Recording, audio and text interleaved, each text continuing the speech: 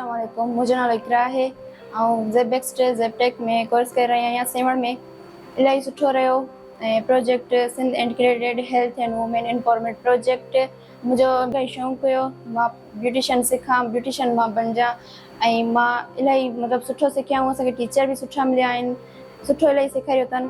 मां घर में बि पंहिंजे अम्मी वारनि खे सभिनी खे तयारु वग़ैरह कंदी आहियां ऐं मुंहिंजो इहा ई ख़्वाहिश आहे त मां अॻिते हली पंहिंजो पार्लर खोलियां। असां इलाही शुक्रगुज़ार आहियूं त असांजे लाइ इलाही सुठो मौक़ो हुयो ऐं असांखे इलाही सुठो सेखारियनि।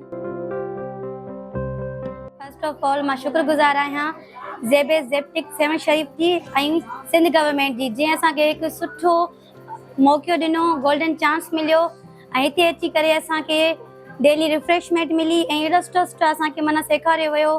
असां हींअर पंहिंजो पाण वलीमो लुक, ब्राइडल मेकअप, मायू मेकअप, काफ़ी सारा लुक असां पाण क्रिएट करे सघूं था। ऐं हीअं जे असांखे डेमो मिलियो, असां पाण में ग्रुप वाइज़ असां हीउ लुक क्रिएट कयो आहे ऐं हिन लुक जो नालो आहे वलीमा लुक।